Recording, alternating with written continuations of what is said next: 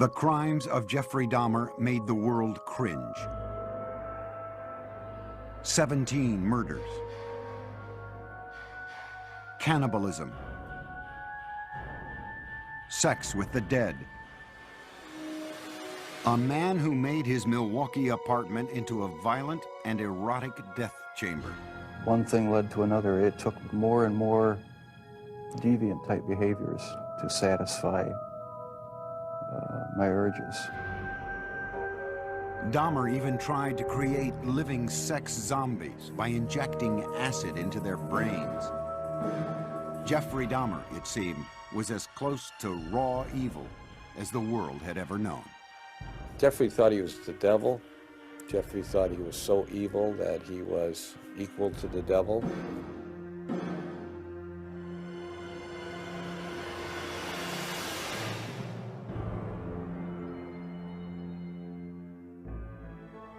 The first child of Joyce and Lionel Dahmer was born in Milwaukee, Wisconsin on May 21st, 1960, just before their first anniversary. His name was Jeffrey. It was a very happy time when Jeff was first born, and for a couple of months it was like everything was brand new and very, very enjoyable and happy, looking forward to the future. While Jeff's father pursued his chemistry degree, Jeff grew into a bright and loving child.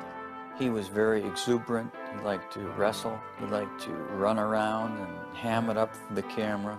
And he liked to play with kids. He liked to get together with them. And he was very outgoing. Jeff was also an extremely curious child.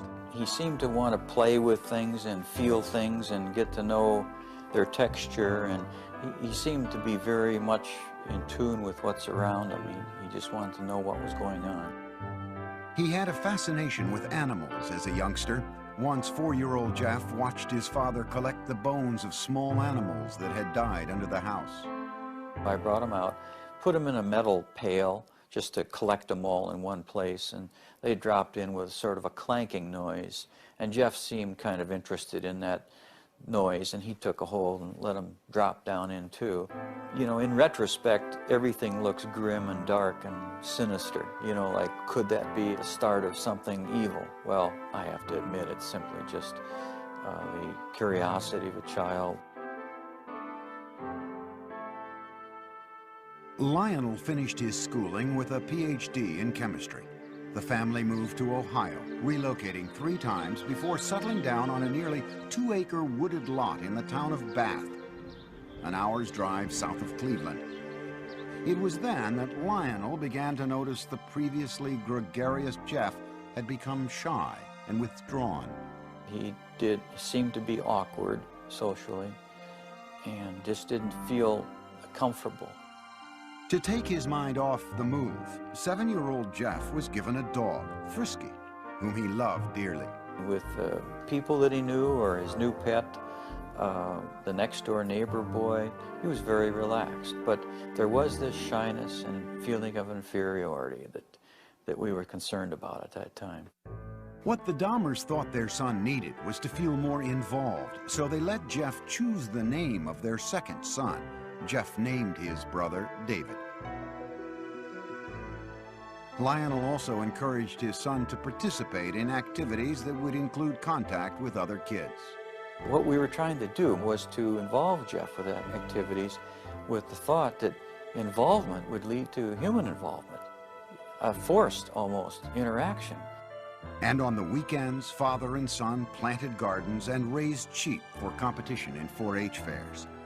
To commemorate their gardening days, young Jeff gave his father a handmade card with a poem.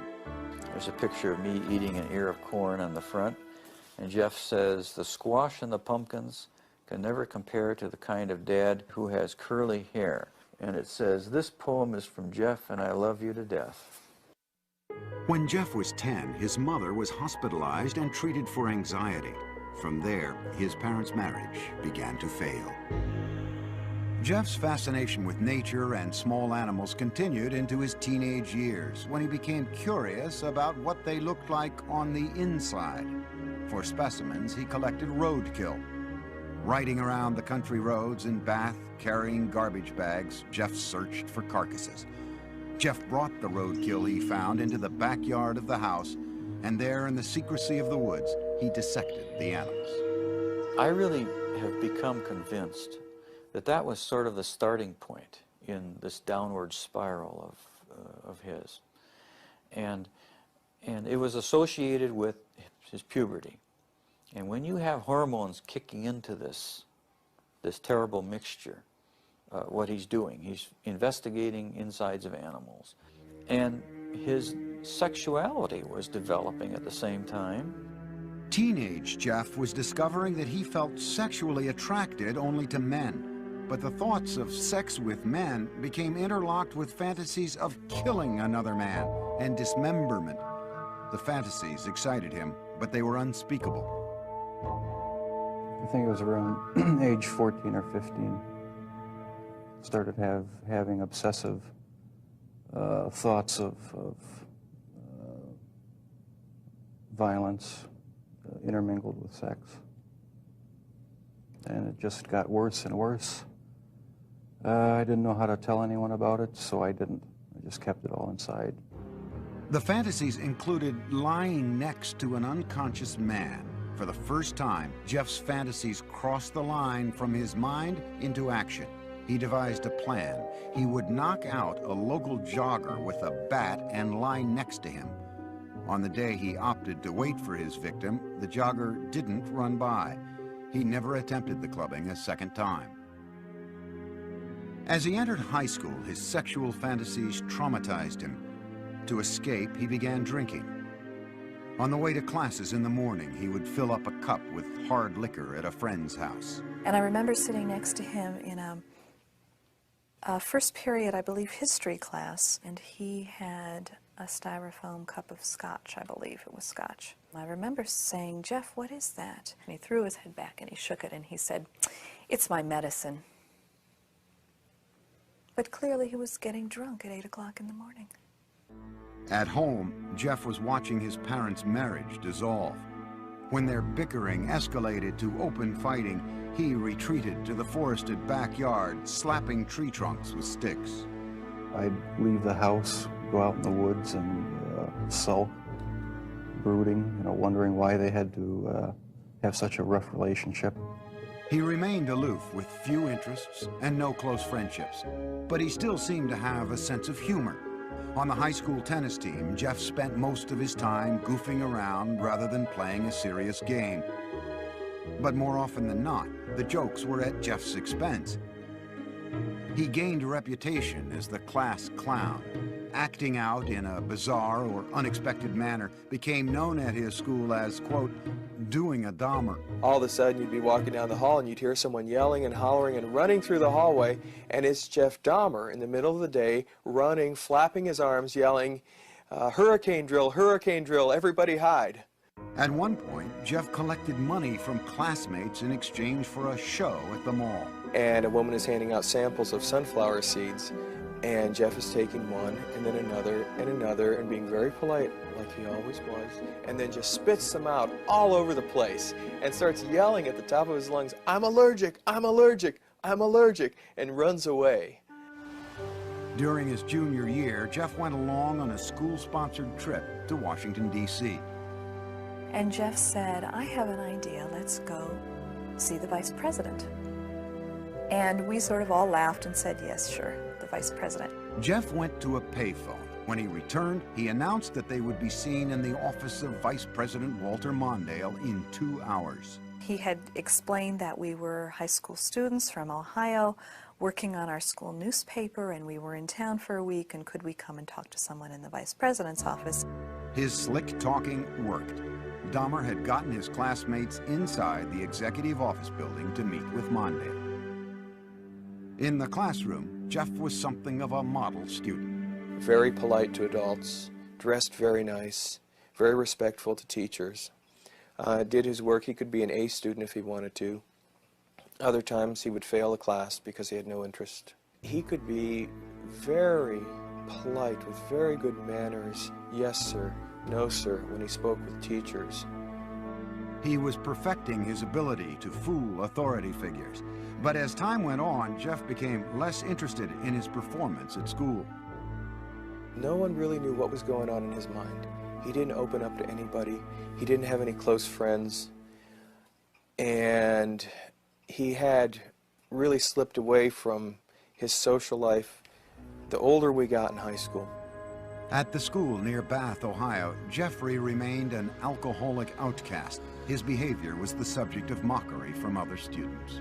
I don't think he connected, he didn't engage with people.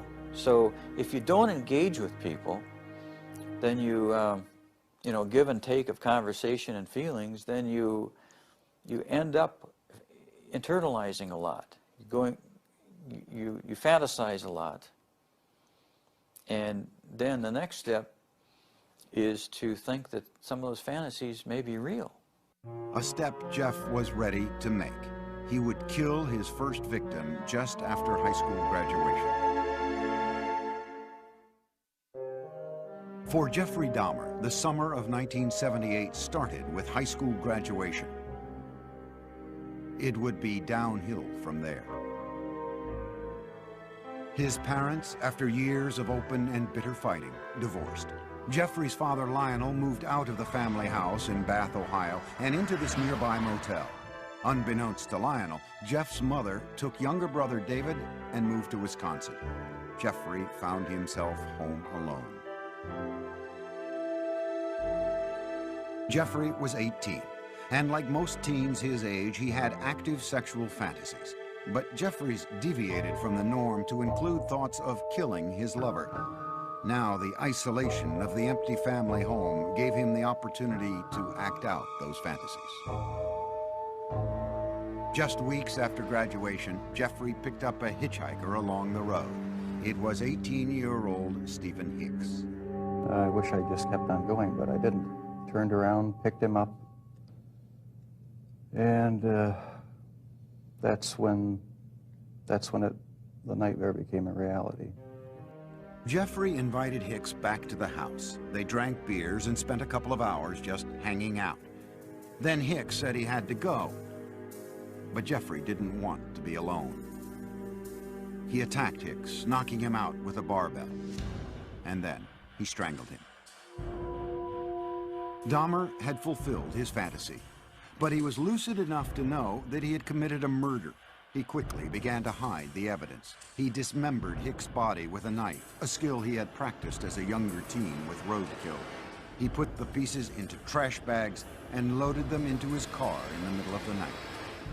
He was heading for a dump site when he was pulled over by the police for drifting across the center line. The officers asked Jeff what was in the bags and why he was out so late. Jeff was trapped for the first time, but he was ready with a lie.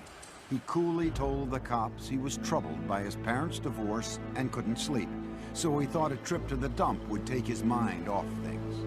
The police let him go with a ticket.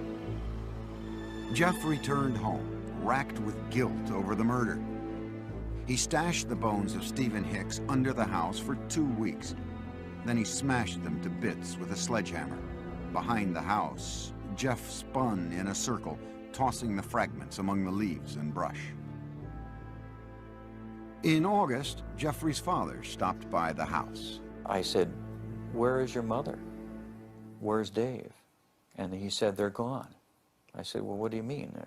They're gone, they've left." Jeff's father moved back into the house. He encouraged Jeff to find a job. But Jeff wasn't interested. He spent his days drinking, even getting himself arrested for public intoxication. Lionel took his son to Alcoholics Anonymous meetings and psychological counseling sessions. They had little impact. Nothing could erase the violence and terror his first murder had imprinted on his mind. Only the alcohol seemed to provide relief. By the end of the summer, Jeff was still jobless, so Lionel suggested an alternative: college. He enrolled Jeff at Ohio State. But Jeff spent the entire first quarter in a drunken stupor, selling his blood to plasma centers and spending the money on beer. Predictably, Dahmer flunked out and returned home. I said, "Jeff, the doors are closing.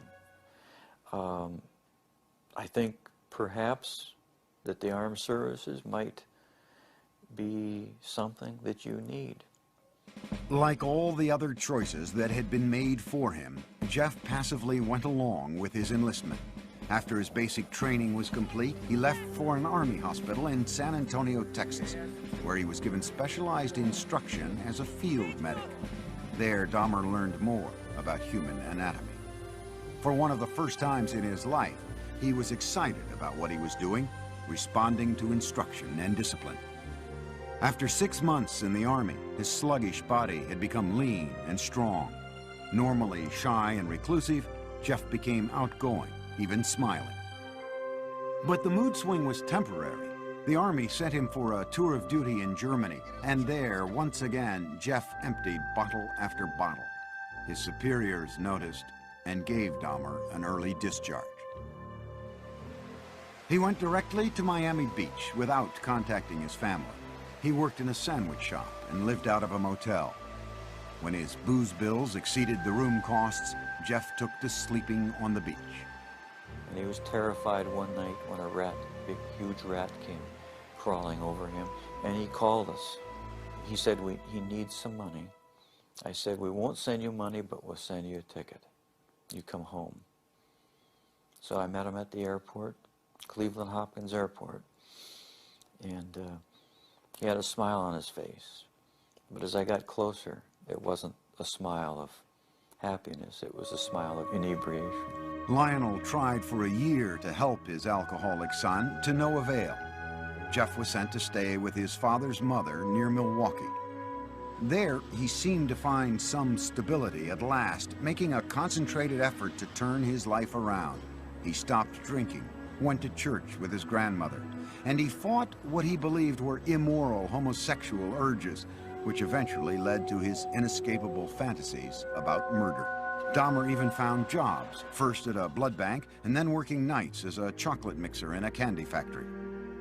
But the lifestyle of church-going and right living, as he called it, didn't last.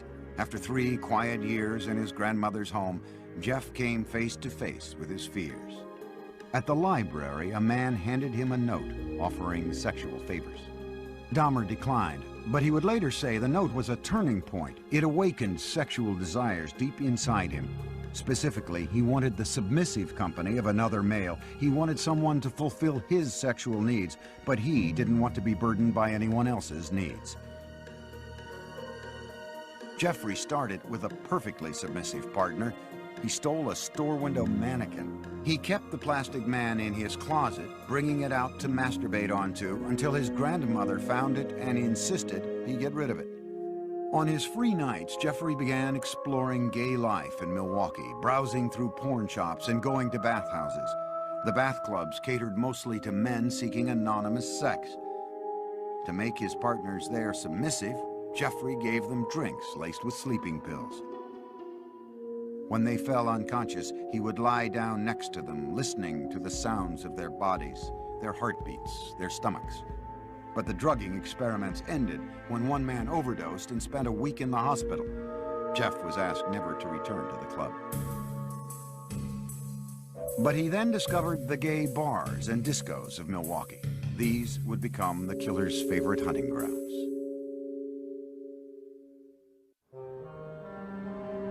By his late 20s, Jeffrey Dahmer was settled in Milwaukee, living at his grandmother's and prowling the city's gay scene. No one suspected that this reclusive loner with boyish good looks was on his way to becoming a psychopathic serial killer. He did take pleasure in the fact that he was in control of his own little world, that nobody knew what was going on, that he was the master of it. Dahmer could fit in with any group, and you wouldn't say, oh, he must be crazy, or he must be a killer. That's why he was so successful. He was not a repulsive individual. Certainly not in Milwaukee's gay nightclubs. We have it on good facts that he was considered somewhat of a honey in the gay community, that people found him attractive. Several people told us that he was the kind of guy that you wanted to take care of, you wanted to baby him. But Dahmer had very specific requirements for his men. He chose a body style. He liked long, lean, smooth, muscular body styles, and it didn't matter if they were black, white, yellow, red, or brown. If he found them attractive, he would try to get them. In November 1987, Dahmer met 25-year-old Steve Toomey at a downtown club called 219. After a few drinks, they left the bar for a night at the nearby Ambassador Hotel. Dahmer used an old trick to get Toomey into the submissive state he craved. I had put some sleeping pills in his drink to render him conscious. And was just going to spend the night with him. When I woke up in the morning, my forearms were bruised, and his chest was bruised, and blood was coming out of his mouth. He was hanging over the side of the bed, and I have no memory of beating him to death, but I must have.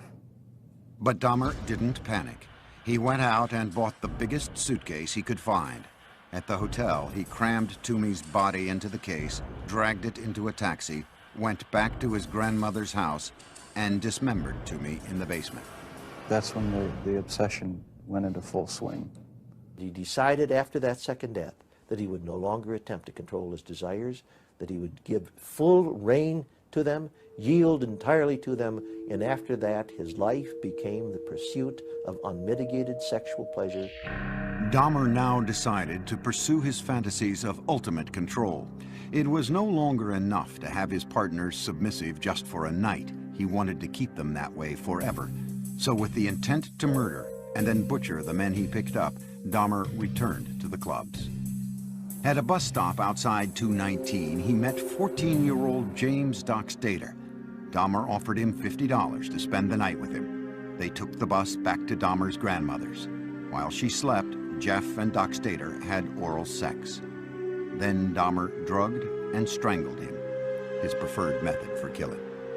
He stated in no way did he ever want to hurt anybody. As funny as this sounds, that is the reason why he killed everyone by strangling them, because not only did he get the power and the thrill of committing the murder, but it was also the most humane way.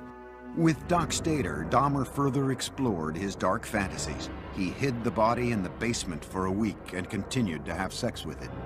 Most serial killers are sexual deviants who are social and psychological sociopaths and sexual-paths who kill people for their own sexual gratification. Dahmer's was different than that. He was a true necrophiliac. He was trying to have sex with an unconscious or dead person. Once James Dockstader began to decay, Dahmer dismembered him in the basement near a floor drain, just as he had with Toomey. Dahmer was now drinking heavily again, especially on the nights he planned to murder. By the time he killed, he would be stone drunk. He drank because his conscience was so strong. This isn't a man that didn't know the difference of right from wrong. 2 months after killing Dockstader, Dahmer picked up 21-year-old Richard Guerrero from a Milwaukee bar, again offering him money to spend the night. In a familiar pattern, Dahmer drugged and strangled him. He spent a few hours with the corpse before dismembering it. He then placed the body parts into trash bags for the city garbage collection the next day.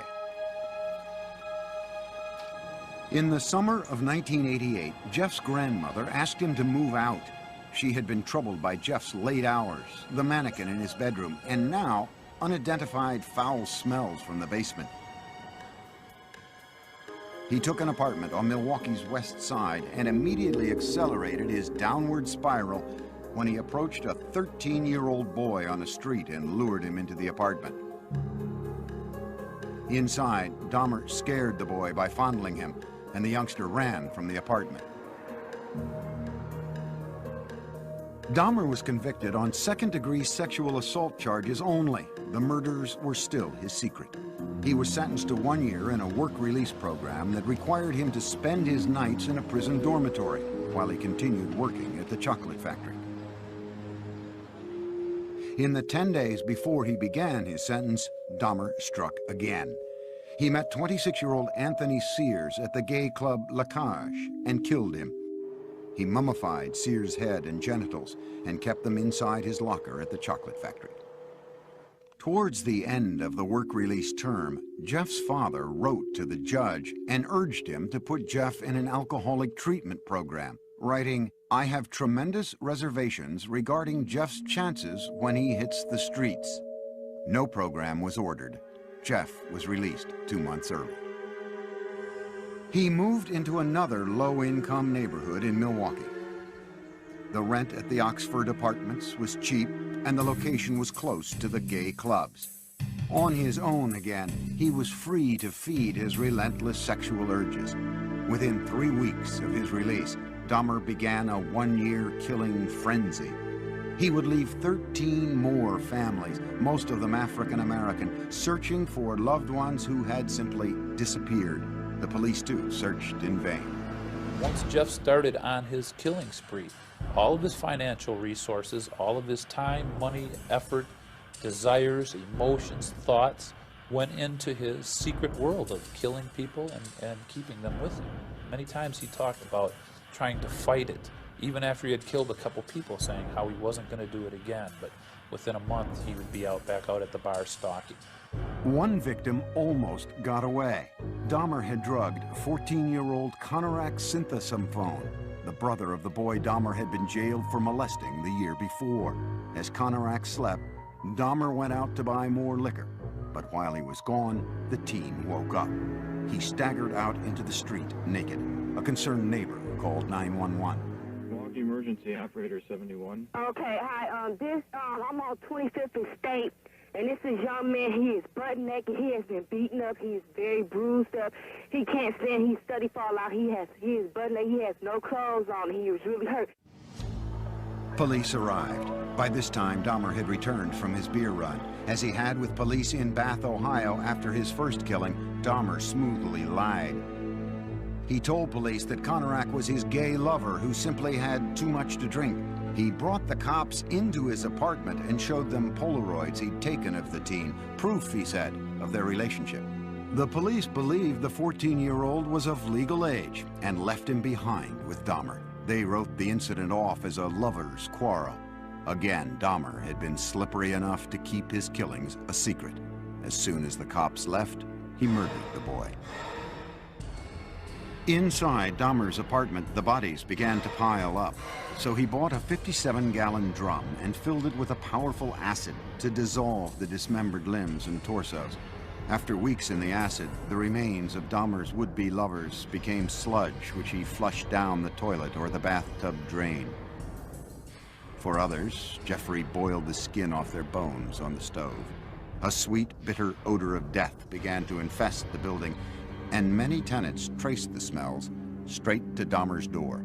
It's awful funny. Whatever Jeff was cooking, Jeff never bought no groceries. So what could he have been cooking that smelled like chitlins? Chitlins have a very peculiar, nasty odor to them, you know. Dahmer was pathologically lonesome, not wanting his sexual partners to leave him even after death. He took keepsake photos while removing their flesh and then preserved certain parts. And one thing led to another. It took more and more deviant type behaviors to satisfy my urges. He devised a plan to build a shrine out of skeletons and skulls, but he was still in search of the perfect partner, one who was completely submissive but alive and not prone to decay. On a few still living victims, Dahmer used a power drill to open small holes in their skulls. Then he injected acid into their brains. According to Dahmer, none of his experimental zombies lived longer than a day. And in perhaps the ultimate effort to keep his victims with him, Dahmer began eating their flesh. It made me feel like they were a permanent part of me. Besides the just mere curiosity of what it would be like, it made them feel that they were a part of me, and it gave me a sexual satisfaction to do that. Throughout this year of ruthless killing, Dahmer still appeared outwardly normal. In this video, taken at his grandmother's house on Thanksgiving, Dahmer talked calmly with his father.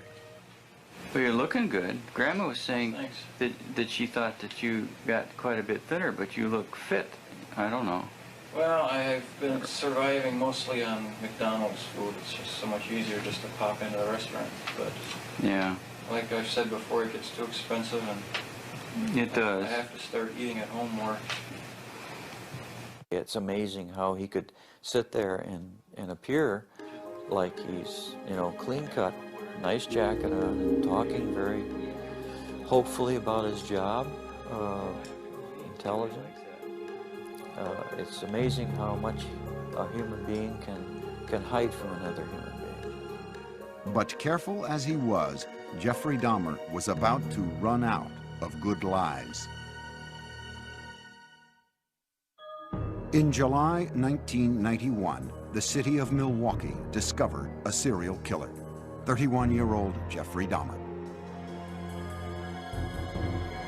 One man, Tracy Edwards, had managed to escape from the horrors of Dahmer's apartment and flag down a passing patrol car. When the officers entered the apartment, they found 83 Polaroids of bodies in various stages of dismemberment. There were more shocking discoveries in the kitchen. There were 4 fully enfleshed skulls still there, sitting in a refrigerator. One of the officers said he opened the icebox. He heard a scream. It was only later that he realized that it was he himself who had screamed. TV news cameras rolled as what was left of the victims was carried out. The 57-gallon drum filled with the torsos of 3 men. A freezer with dismembered limbs and flesh. Metal cooking pots with mummified hands and genitals. This time, there was no lie Dahmer could tell to save himself. He was walking in a pretty defeated manner. His shoulders were hunched, his head was down, he was sweating profusely. He kind of had a faint, kind of a whining, like a baby crying noise about him. At the police station, detectives began a marathon interview with the suspected killer. Dahmer at first blamed the booze instead of himself, saying he wouldn't have been caught if he hadn't been so drunk.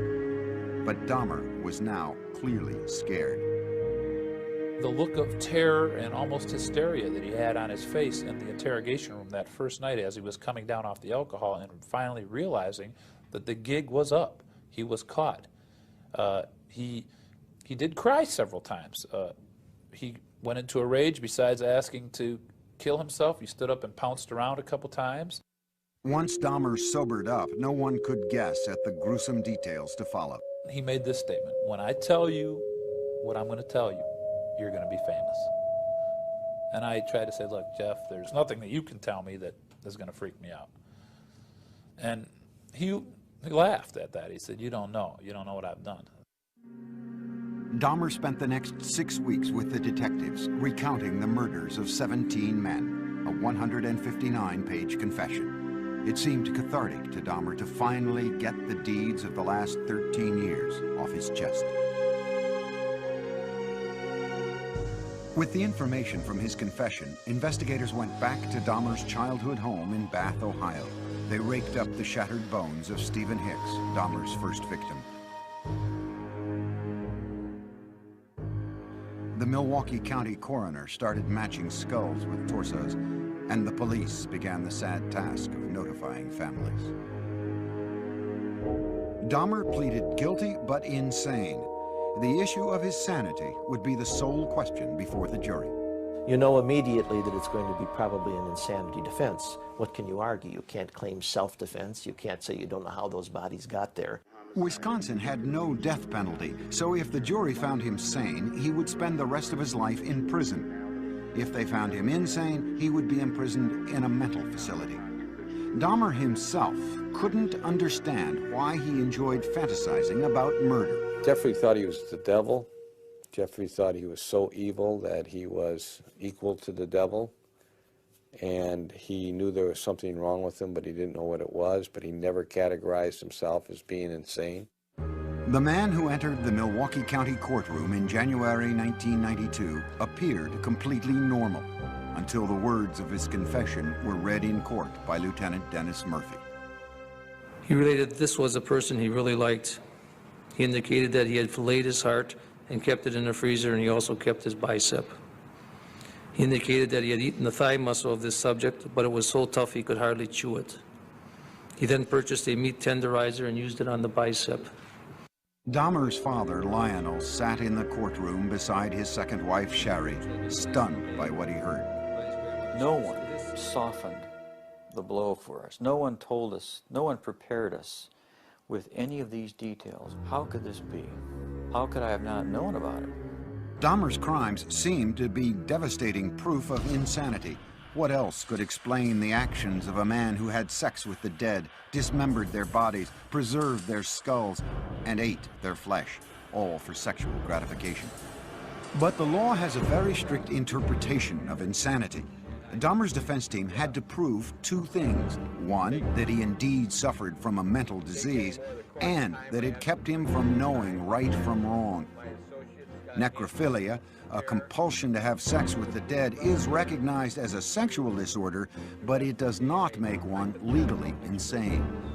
He argued that the necrophilic drive was such that he could not control it. But we don't accept that in the United States as a defense, no more than we accept a pedophilic drive of the man who wants to have sex with children. Ladies and gentlemen of the jury, I understand you have arrived at verdicts in this matter. In a 10-2 decision, the jury found Jeffrey Dahmer legally sane. Some relatives of Dahmer's victims sat quietly in court, others cried.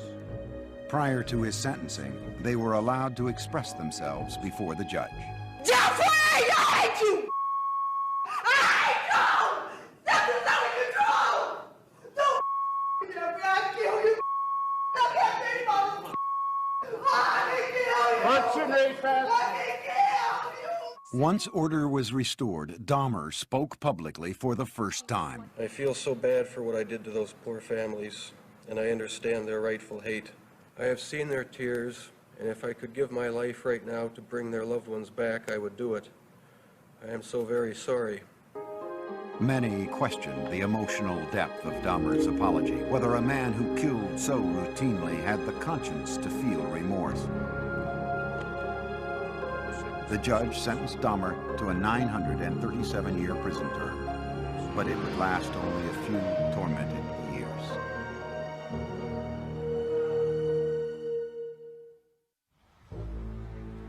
Jeffrey Dahmer's final home was the Columbia Correctional Institution in Portage, Wisconsin.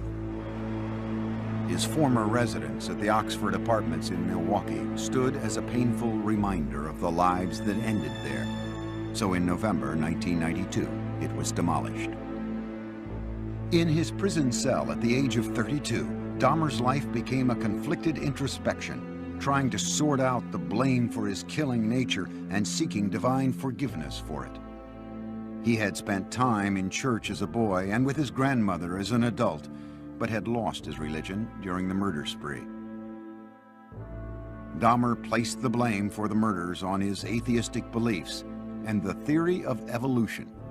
He said, if it all happens naturalistically, what's the need for a God? Can't I set my own rules? Who owns me? I own myself. Yet Jeffrey was still a contradiction, for he was always quite willing to blame the devil for taking over his soul. The serial killer wondered now what would happen to him when he died. Dahmer decided he wanted to be baptized. Evangelist Roy Ratcliffe was called by the prison minister to talk with the inmate in April 1994. He was a very affable, congenial, likable sort of person. I always felt like I was dealing with a small boy in a grown-up man's body. He could get real excited and interested in neat or cool things that a little boy would get involved in. 1 month later, Dahmer was taken to the prison medical center, where he was baptized in a whirlpool.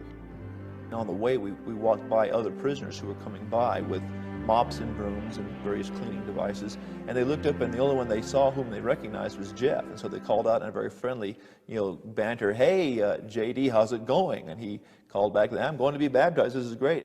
Dahmer appeared to be making a remarkable transformation in prison. He would ask questions. He would he would say, but wait, what about this? What about that? So uncharacteristic of the earlier years. You know, go back to senior year in high school, you wouldn't get any of that. He was so interactive and so concerned about our welfare. You know, he was reaching out. He was rehumanizing. But those dark, haunted fantasies remained with Dahmer. I'll probably have to live with it for the rest of my life. I wish it would go away. I wish there was some way to completely get rid of the compulsive thoughts, the feelings. Dahmer got another reminder of his past when he was visited by Teresa Smith. Jeffrey had killed her brother, Eddie. First thing when he did when he came in is apologize for killing my brother. I asked him why my brother, and he said he seen the way he danced, you know, and he liked the way he looked, and he said I was just attracted to him. He said he had strangled him, and then he was trying some new experiment or something with preserving the skull and the body and whatever, and it didn't work. So he had to destroy him. Dahmer had spent his entire adult life as the predator. But now in prison, he became the prey. The notorious serial killer was a target for other inmates. In August 1994, he was attacked in the prison chapel with a crudely fashioned knife. He survived. But on November 29, 1994, inmate Christopher Scarver, who called himself Christ, bludgeoned Dahmer with a metal rod from the prison gym. Dahmer died on the way to the hospital. Among his last wishes, Dahmer had asked to be cremated. His ashes were split between his mother and father. There are statements in his will and testament that say, I don't want a marker, I don't want a grave, I don't want a funeral, I don't want any kind of, he's saying, I want to be wiped out. But the horrible questions that his life of killing posed do continue, and they defy answers. There's a mystery of mysteries that will never be solved, even if he lived. I don't know that what he was all about would ever be solved, except maybes. It's hard when there's no explanations. Sure, there were red flags in Jeff's life, but no one knew about him. He was so secretive and so careful.